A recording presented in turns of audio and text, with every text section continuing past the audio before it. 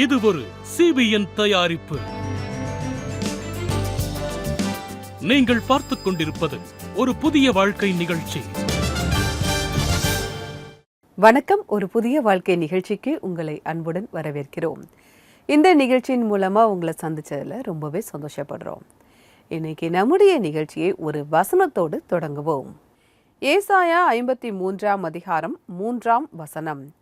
அவர் அசட்டை பண்ணப்பட்டவரும் துக்கம் நிறைந்தவரும் பாடு அனுபவித்தவருமாயிருந்தார். அவரை விட்டு நம்முடைய முகங்களை மறைத்து கொண்டோம். அவர் அசட்டை பண்ணப்பட்டிருந்தார், அவரை எண்ணாமற் போனோம். இந்த வசனம் இயேசு கிறிஸ்துவை பற்றி சொல்லுது. இயேசு கிறிஸ்து இந்த உலகத்தில் இருக்கும்போது அவர் நிராகரிப்பை சந்திச்சாரு.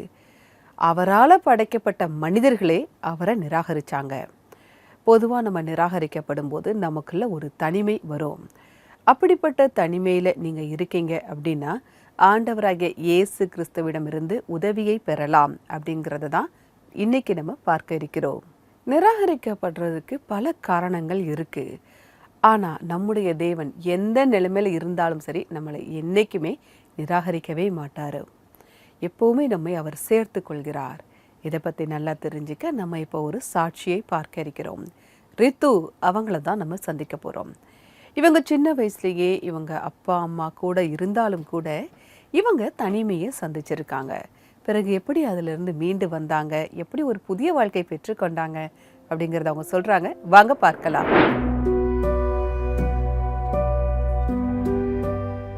எனக்கு 13 வயசாக இருக்கிறப்போ எங்கள் அம்மா என்கிட்ட ஒரு விஷயம் சொன்னாங்க. நீ வயிற்றில் இருக்கிறப்போவே உங்கள் அப்பா இறந்துட்டாங்க.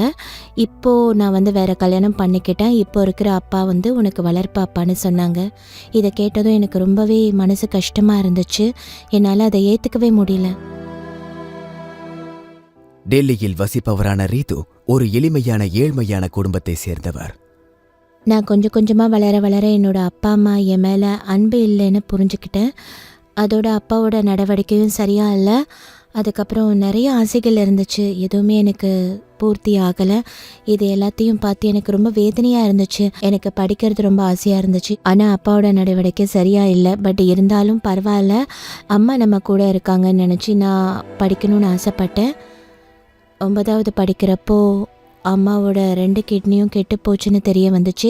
எனக்கு ரொம்ப கவலையாக இருந்துச்சு. அதுக்கப்புறம் அவங்க திடீர்னு ஒரு நாள் இறந்து போயிட்டாங்க. அது எனக்கு ரொம்பவே கவலையாக இருந்துச்சு. நான் தனிமையாக உணர்ந்தேன். எனக்கு அந்த சமயத்தில் என்ன பண்ணுறதுனே தெரியல. எங்கே போகிறது, யார்கிட்ட என்ன உதவி கேட்குறதுன்னு கூட எனக்கு தெரியலை. அவங்க திடீர்னு இறந்து போனதுனால அதை என்னால் சமாளிக்க முடியலை. இந்த சூழ்நிலையினால் ரீதுவினுடைய வாய்ப்பு தந்தை அவரை அவருடைய பாட்டி வீட்டில் விட்டுவிட்டார். ஆனால் சில நாட்களுக்கு அவருடைய பாட்டியும் அவரை பாரமாக நினைக்கத் தொடங்கினார். இதை ரீது புரிந்து கொண்டார். பிறகு பாட்டியின் வீட்டை விட்டு போய்விட்டார்.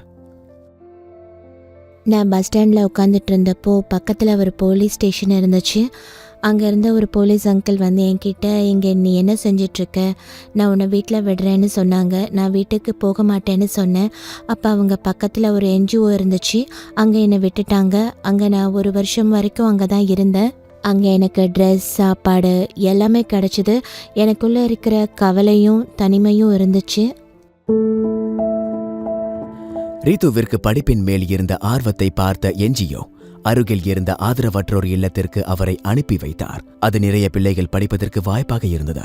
அந்த நிறுவனத்துக்கு என்னை கூட்டிகிட்டு வந்தப்போ அங்கே இருந்த ஒரு மேடம், நீ படிக்க விரும்புறியான்னு கேட்டாங்க. ஆமாம், நான் படிக்க விரும்புகிறேன்னு சொன்னேன். அப்போ அவங்க, சரி நீ படிக்கிறதுக்கு செய்ய வேண்டியது என்னன்னு சொன்னாங்க.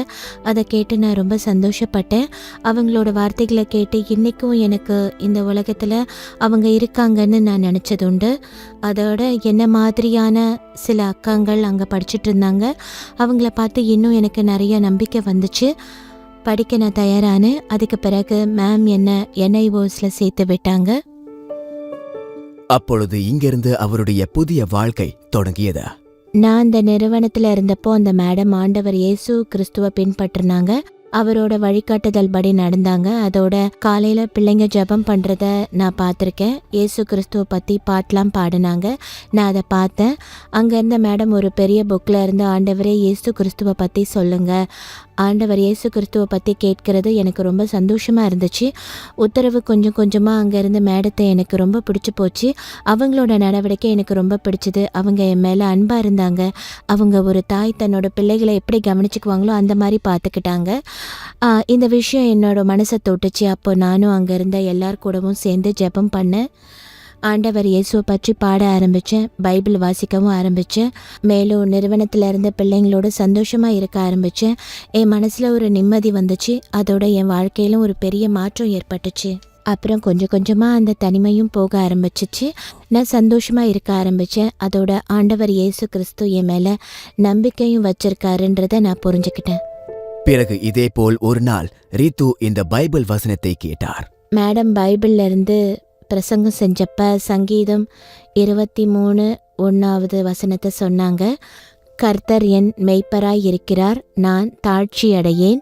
இது எனக்கு ரொம்ப பிடிச்சிருந்தது. பிறகு நீ பயப்படாதே, நான் உன்னுடனே கூட இருக்கிறேன். இந்த வசனம் எனக்கு ரொம்ப பிடிச்சிருந்துச்சு.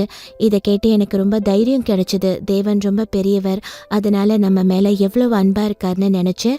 ஒரு நாள் நான் பைபிள் வாசிச்சுட்டு இருந்தப்போ ஒரு வசனம் என் கண்ணில் பட்டுச்சு.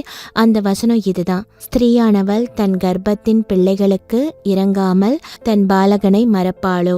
அவர்கள் மறந்தாலும் நான் உன்னை மறப்பது இல்லை. அப்போ உண்மை எதுன்னு நான் தெரிஞ்சுக்கிட்டேன். உலக ரீதியாக இருக்கிற தாய் தந்தை நம்மளை பார்க்கலாம், ஆனால் நம்மளோட தேவன் நம்மளை ஒருபோதும் மறக்கவே மாட்டார். ஏன்னா அவர் நம்மளை தன்னோட சாயல்ல படைச்சிருக்கார். மேலும் இந்த வசனம் என்னோட நம்பிக்கை இன்னும் அதிகமாக்குச்சு. இதற்கு பிறகு கொஞ்சம் கொஞ்சமாக அவருடைய வாழ்க்கையில் மாற்றம் வரத் தொடங்கியது. நான் இந்த நிறுவனத்தில் இருந்து என்னோட 10ஆம் வகுப்பு அப்புறம் 12ஆம் வகுப்பு பாஸ் பண்ணிட்டேன். பிறகு படிக்கிறதுக்காக மேடம் என்னை சத்தீஸ்கருக்கு அனுப்புனாங்க. அங்கே நான் படித்தேன். 3 வருஷம் நான் அங்கே படித்தேன். இப்போ நான் படிக்கிறதோட கூட சர்ச்சில் நான் ஊழியம் செய்கிறேன். என்னோட ஆவிக்குரிய வாழ்க்கையிலையும் நான் வளர்கிறேன். ஆண்டவருக்கு நன்றி. நன்றி ரீத்து, உங்களுடைய சாட்சிக்காக மிக்க நன்றி. தேவன் உங்களை ஆசிர்வதிப்பாராக. ரீத்து தனிமையில் இருக்கும்போது இயேசு கிறிஸ்துவுடைய அன்பை பற்றி இவங்க தெரிந்து கொண்டாங்க. பைபிள் வசனங்கள் இவங்க கூட பேசி இருக்கு. தேவன் இவங்க கூட இருக்காங்க, இவங்க தனியாக இல்லை அப்படிங்கிறத இவங்களுடைய வாழ்க்கையில் நம்ம பார்க்க முடியுது. நம்ம தனியாக இல்லை அப்படிங்கிறது நமக்கு தெரிய வரும்போது நம்ம வாழ்க்கையே நமக்கு மாறும். எனக்கு தெரிஞ்ச ஒரு உதாரணத்தை நான் சொல்கிறேன். கொஞ்ச நாளைக்கு முன்னாடி எங்கள் வீட்டில் இருந்து எதிர்த்தால ஒரு 2 வீடு இருந்தது. கொஞ்சம் தூரத்தில் 2 வீடுமே பார்க்கறதுக்கு ரொம்ப அழகாக இருக்க மாதிரி இருந்தது. ஆனால் கிட்ட போய் பார்த்தா தான் தெரிஞ்சுது, ஒரு வீட்டில் குடும்பம் ஆட்கள் இருக்காங்க, ஒரு வீடு வெறுமையாக இருந்தது. அந்த குடும்பம் இருக்கக்கூடிய ஆட்கள் இருக்கக்கூடிய வீடு ரொம்ப சுத்தமாக இருந்தது. ஆனால் ஆட்களே இல்லாத வீடு ரொம்ப குப்பையாக புழுதியாக புல் செடிகளுமா இருந்தது. இதே மாதிரி தான் நிராகரிப்புனால நம்ம தனிமையை அனுபவிச்சுட்டு இருக்கோம் அப்படின்னா நம்முடைய வாழ்க்கையும் கூட யாருமே இல்லாத இந்த வீடுக்கு ஒப்பாக தான் இருக்குது. அதாவது நம்ம தூரத்துலேருந்து பார்க்கும்போது 2 வீடுகளுமே ஒரே மாதிரி தான் தெரிஞ்சுது. ஆனால் கிட்டத்தில் வந்து பார்க்கும்போது யாருமே இல்லாத ஆட்கள் இல்லாத ஒரு வீடு குப்பையும் புல் செடி அப்படி தான் இருக்குது. அதே மாதிரி தான் நம்முடைய வாழ்க்கையிலும் தனிமை இருக்குது அப்படின்னா தேவையில்லாத பிரச்சனைகள் உங்களுக்குள்ளே வர ஆரம்பிச்சிடும். உங்களுடைய குணங்களையே அது மாற்றி போற்றக்கூடிய ஒரு வாய்ப்பு இருக்குது. தேவையில்லாமல் கோபப்படுவீங்க, தேவையில்லாத வார்த்தைகளை நீங்கள் பேசுவீங்க. இப்படிப்பட்ட தேவையில்லாத பிரச்சனைகள் உங்களுக்குள்ளே இருக்குது அப்படின்னா பைபிள் வசனம் என்ன சொல்லுது அப்படிங்கிறத பார்க்கலாம். எபிரேயர் 13ஆம் அதிகாரம் 5-6 வசனங்கள். நீங்கள் பண ஆசை இல்லாதவர்களாய் நடந்து உங்களுக்கு இருக்கிறவைகள் போதும் என்று எண்ணுங்கள். நான் உன்னை விட்டு விலகுவதும் இல்லை, உன்னை கைவிடுவதும் இல்லை என்று அவர் சொல்லி இருக்கிறாரே. அதனாலே நாம் தைரியம் கொண்டு, கர்த்தர் எனக்கு சகாயர், நான் பயப்படேன், மனுஷன் எனக்கு என்ன செய்வான் என்று சொல்லலாமே. நீங்க எதுக்குமே பயப்பட வேண்டாம், குறிப்பா நீங்க மனுஷங்களுக்கு பயப்பட வேண்டாம் அப்படிங்கிறத இந்த வசனம் நமக்கு சொல்லுது. அதனால நீங்க எந்த மனுஷங்களுக்கும் பதில் சொல்ல வேண்டிய அவசியமும் இல்லை. நீங்க தனிமையில இல்லை, தேவன் உங்க கூட இருக்காரு. நான் உன்னை விட்டு விலகுவதும் இல்லை, உன்னை கைவிடுவதும் இல்லை அப்படிங்கிறது தான் இந்த வசனம் நமக்கு சொல்லுது. நான் சொன்னேன் இல்லையா, ஒரு வீட்டை பற்றி. அந்த வீட்டில் யாருமே இல்லை, அந்த வீடு ரொம்ப குப்பையாக இருந்தது, புல்லுலாம் அதில் முளைச்சிருந்தது, தேவையில்லாத செடிகள்லாம் அதில் வளர்ந்துருந்துன்னு சொன்னேன் இல்லையா? அந்த வீட்டை கொஞ்சம் நாள் கழித்து விற்றுட்டாங்க. அந்த புதுசாக வீடு வாங்கினவங்க நல்லா சுத்தம் பண்ணி பெயிண்ட் அடித்து நல்லா ஒரு குடியிருக்கக்கூடிய ஒரு இடமா அதை மாற்றினாங்க. அதே மாதிரி தான் நம்முடைய வாழ்க்கையிலும் தனிமை நிறைந்த வாழ்க்கையில் தேவையில்லாத பிரச்சனைகள் இருக்கும்போது தேவன் அதை சுத்தப்படுத்துகிறார், தகுதிப்படுத்துகிறார். அவர் வந்து வசிக்கும் இடமாக அதை மாற்றுகிறார். தேவன் நமக்குள்ள வசிக்கும் போது அவருடைய பிரசன்னத்தை நம்மளால் உணர முடியும். அப்போ இந்த தனிமை நம்மை விட்டு நீங்கும். அவரே நமக்கு போதுமானவராக இருக்கிறார். அதற்கு ஜெபம் ரொம்ப அவசியம். ஒருவேளை உங்களுக்கு ஜெபிக்க தெரியல, ஜெப உதவி தேவை அப்படின்னா நீங்கள் எங்களுடைய CBN பிரேயர் லைன் நம்பருக்கு கால் பண்ணலாம். எங்களுடைய நம்பர் 9910401010. இந்த நம்பருக்கு நீங்கள் வாட்ஸ்அப்பும் அனுப்பலாம். உங்களுக்காக ஜெபிக்க நாங்கள் தயாராக காத்துக்கிட்டு இருக்கோம். இப்போது வருவது ஒரு சிறிய இடைவேளை. இடைவேளைக்கு பிறகு ஏதேனும் சந்தேகம் பகுதியை பார்க்கலாம்.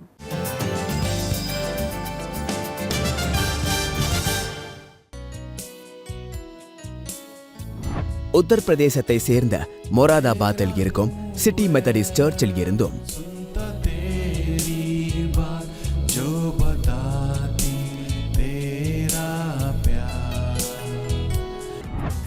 பரேலியில் இருக்கும் சென்ட் பால்ஸ் பிலீவர்ஸ் ஈஸ்டர்ன் சர்ச்சில் இருந்தும் தேசிய சேனலில் ஒளிபரப்பாகிறது.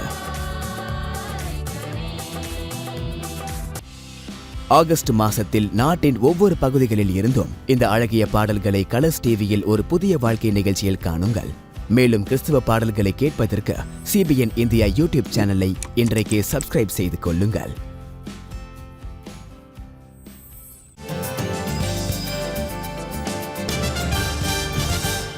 வெல்கம் பேக் டு ஒரு புதிய வாழ்க்கை. நிராகரிப்பினால் வரக்கூடிய தனிமையை ஜெயிப்பது எப்படி அப்படிங்கிறத தான் பார்த்துக்கிட்டு இருக்கோம். நம்முடைய வாழ்க்கையில், நம்ம குடும்பத்தில் அல்லது காலேஜில், வேலை பார்க்கக்கூடிய இடத்துல, இப்படி எங்கேயாவது ஒரு இடத்துல நம்ம நிராகரிப்பை சந்திக்கும் போது அந்த இடத்துல நம்ம தனிமையை உணர தொடங்குவோம். ஆனால் அதிலிருந்து மீண்டு வர ஆண்டவராகிய இயேசு கிறிஸ்து நமக்கு உதவி செய்கிறார். அதை தான் பார்த்துக்கிட்டு இருக்கோம். இப்போது ஏதேனும் சந்தேகம் பகுதியை பார்க்கலாம்.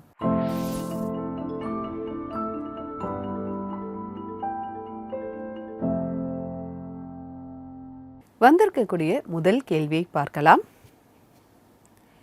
என்னுடைய வாழ்க்கையில் நான் தனிமையை கடந்து போய் கொண்டிருக்கிறேன் என்பதை அடையாளம் காணுவது எப்படின்னு ஒரு சகோதரர் கேட்டிருக்காங்க. இது ஒரு முக்கியமான கேள்வி. இந்த கேள்வியை கேட்டதற்காக நன்றி. இந்த கேள்வியில் ரொம்ப ஆழமான விஷயங்கள் மறைஞ்சிருக்கு. இது 2 முக்கியமான விஷயங்கள் இருக்குது. ஒன்று மைய பிரச்சனை, இன்னொன்று நடத்தை பிரச்சனை. நடத்தை பிரச்சனைகள் வரும்போது நமக்கு தேவையில்லாத எரிச்சல் வரும், கோபம் வரும், தேவையில்லாத வார்த்தைகளை நீங்கள் பேசுவீங்க, நிறைய சண்டை போடுவீங்க, யார் மேலேயும் நம்பிக்கை வைக்க மாட்டீங்க. மைய பிரச்சனைன்னு பார்க்கும்போது அது உங்கள் மனசில் வரக்கூடிய பிரச்சனை. அதுதான் உங்களுடைய வெளிப்பாடுகளில், அதாவது நம்ம நமக்கு வெளியில் தெரியுது, அதுதான் நடத்தை பிரச்சனையாகவும் இருக்குது. இப்படிப்பட்ட நடத்தைகளில் பிரச்சனைகள் வரும்போது நமக்கு ஏதோ ஒரு பிரச்சனை இருக்குதே அப்படின்னு நமக்குள்ள ஒரு எண்ணம் வரும். உங்களுக்குள்ள ஒரு நிராகரிப்பு, அதனால் வரக்கூடிய தனிமை, அது எல்லாம் தான் இதற்கு காரணமாக இருக்குது. உங்களுக்காக பைபிளிலிருந்து ஒரு வசனத்தை வாசிக்கிறேன். நீதிமொழிகள் 4ஆம் அதிகாரம் 23ஆம் வசனம். எல்லா காவலோடும் உன் இருதயத்தை காத்துக்கொள், அதனிடத்து நின்று ஜீவ ஊற்று புறப்படும்.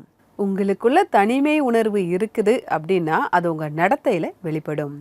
உங்களுடைய கேள்விக்கு பதில் கிடைச்சிருக்கோம் அப்படின்னு நாங்கள் நம்புகிறோம். வந்திருக்கக்கூடிய அடுத்த கேள்வியை பார்க்கலாம். என்னோட நண்பர் தனிமையை கடந்து செல்கிற மாதிரி எனக்கு தோணுகிறது. நான் அவருக்கு உதவி செய்ய விரும்புகிறேன், ஆனால் என்ன செய்வது என்று எனக்கு தெரியவில்லை. இதை ஒரு சகோதரர் கேட்டிருக்காங்க. இந்த கேள்வி கேட்டதற்காக மிக்க நன்றி.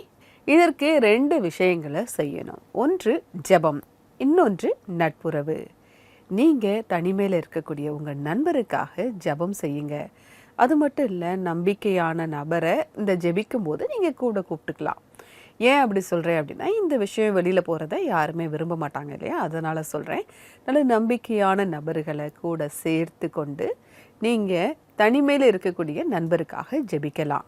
இன்னொரு விஷயம், நீங்கள் உதவி செய்ய விரும்புகிறது உங்களுடைய அந்த தனிமையில் இருக்கக்கூடிய நண்பருக்கு கஷ்டமாக இருக்கலாம், அல்லது உங்கள் உதவியை ஏற்றுக்க அவங்க மறுக்கலாம்.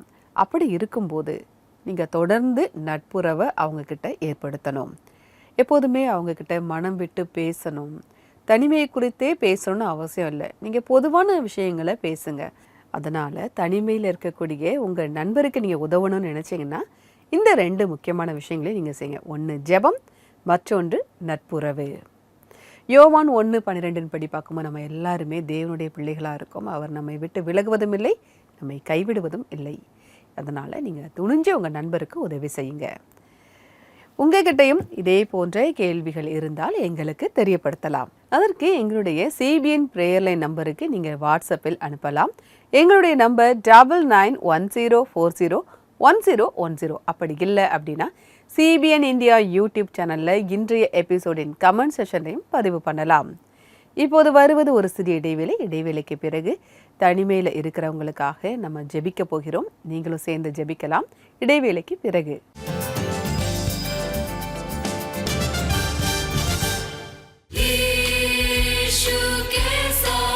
தேசிய தொலைக்காட்சியின் மூலமாக ஒவ்வொரு வீட்டிற்கும் சர்ச் கோயரின் பாடல்களை கொண்டு செல்வதற்காக ஒரு புதிய வாழ்க்கையின் அங்கத்தினராக ஆகுங்கள்.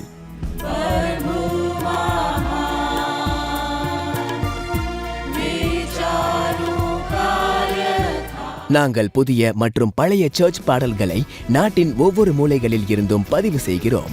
மேலும் டிவி மற்றும் சமூக ஊடகங்கள் மூலமாக ஒவ்வொரு வீட்டிற்கும் இவைகளை கொண்டு செல்ல நாங்கள் தீர்மானம் எடுத்திருக்கிறோம். இந்த மகத்தான திட்டத்தை வெற்றியடைய செய்ய உங்களுடைய உதவி கண்டிப்பாக அவசியம். வாருங்கள், ஒன்று சேர்ந்து ஆராதனையில் கீதங்களை ஒவ்வொரு வீட்டிற்கும் கொண்டு செல்வோம். ஸ்கிரீனில் தெரிகிற QR கோடை ஸ்கேன் செய்து ஒரு புதிய வாழ்க்கை குடும்பத்தின் பங்காளராக ஆகுங்கள். இப்பொழுதே ஒரு புதிய வாழ்க்கை குடும்பத்தில் நீங்கள் இணையுங்கள்.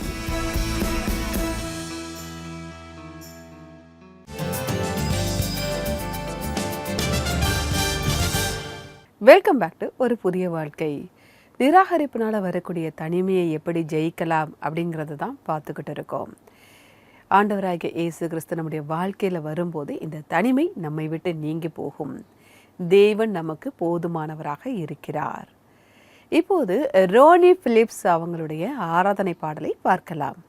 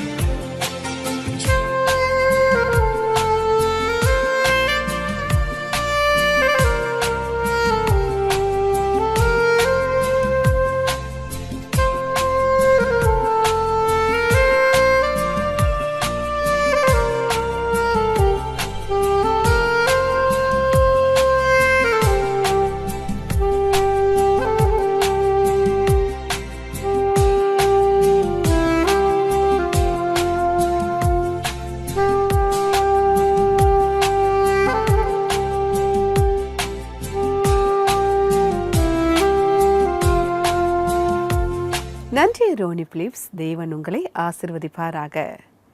இப்போ நம்ம ஜெபிக்கக்கூடிய நேரம். நிராகரிப்பினால் வரக்கூடிய தனிமையை ஜெயிக்க தேவன் நமக்கு போதுமானவராக இருக்கிறார்.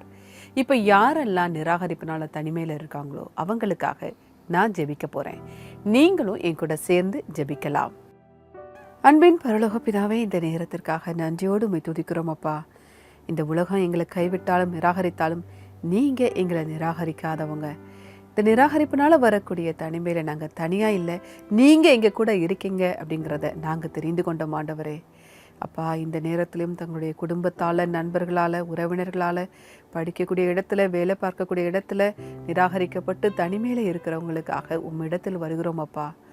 அப்பா, அவங்களுக்கு நீங்கள் ஆறுதலை தாங்கப்பா. நீங்கள் அவங்கள பலப்படுத்துங்கப்பா. இந்த தனிமையால் பாதிக்கப்பட்டு கோபத்தோடும் எரிச்சலோடும் மன அழுத்தத்தோடும் இருக்கிற எல்லாரும் இப்படிப்பட்ட குணங்களை விட்டு வெளியே வர நீங்கள் அவங்களுக்கு உதவி செய்யுங்கப்பா. அவங்க மனசில் தெய்வீக சமாதானத்தை தாங்க, ஆறுதலை தாங்க. அவங்க மனசில் இருக்கக்கூடிய காயத்திற்கு ஆண்டவரே உங்கள் பிரசன்னம், பைபிள் வசனமும் மருந்தாக மாறட்டும் அப்பா. இந்த சூழ்நிலையில் உங்கள் மேலே நம்பிக்கை வைக்க, உங்கள் பிரசனத்தை தேட அவங்களுக்கு ஞானத்தை தாங்க.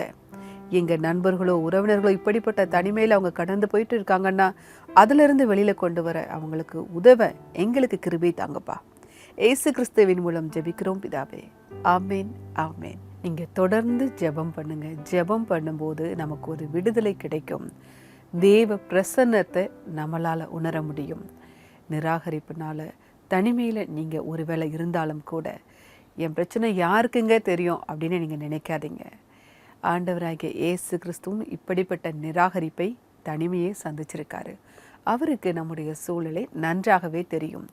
நிச்சயமாகவே அவர் உங்களுக்கு உதவி செய்ய வல்லவராக இருக்கிறார். இன்றைக்கான பைபிள் வசனம் என்ன அப்படிங்கிறத பார்க்கலாம்.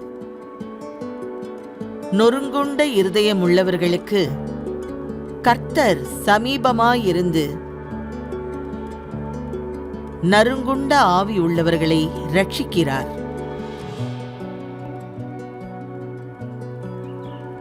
சங்கீதம் 34:18. நொறுங்குண்ட இருதயம் உள்ளவர்களுக்கு கர்த்தர் சமீபமாக இருக்கிறார் அப்படிங்கிறத இந்த வசனம் நமக்கு சொல்லுது. யாராவது நம்ம மனசை ரொம்ப உடைத்து நம்ம அப்படியே காயப்படுத்துகிற மாதிரி இருக்கும்போது நம்ம ரொம்ப கவலைப்படுவோம். அதனால் வரக்கூடிய தனிமையும் நமக்கு ரொம்ப கஷ்டத்தை தரும். ஆனால் இந்த வசனம் நமக்கு சொல்லுது நம்ம தனியாக இல்லை, தேவன் நம்ம கூட இருக்காரு அப்படிங்கிறத இந்த வசனம் நமக்கு தெளிவாக சொல்லுது. நம்மளை தனிமையிலிருந்து வெளியில் வரக்கூடிய வல்லமை தேவன்கிட்ட இருக்கிறதுனால நம்ம தொடர்ந்து ஜெபிப்போம். நம்ம மனசில் இருக்கிறதெல்லாம் அவர்கிட்ட சொல்லும்போது அவர் நமக்கு ஆறுதலை தருகிறார், தனிமையையும் போக்குகிறார். இதை தான் நம்ம ரித்துவோடைய சாட்சியிலையும் பார்த்தோம், பைபிள் வசனங்கள் மூலமாகவும் பார்த்தோம். நிச்சயமாக இது எல்லாமே உங்களுக்கு ஒரு உத்வேகத்தை கொடுத்துருக்கோம் அப்படின்னு நாங்கள் கர்த்தருக்குள்ளே விசுவாசிக்கிறோம். நம்முடைய தேவன் நம்மை விட்டு விலகவும் மாட்டார், நம்மை கைவிடவும் மாட்டார். அவருடைய பிரசன்னம் நமக்கு போதும். நம்ம நிச்சயமாக தனிமையிலேருந்து வெளியில் வந்துடலாம். இப்போது வருவது ஒரு ஆராதனை பாடல். இதோட நான் வேறொரு எபிசோட்ல உங்களை சந்திக்கிறேன். அதுவரை கர்த்தருடைய கிருபை உங்கள் அனைவரோடும் கூட இருப்பதாக. God bless you.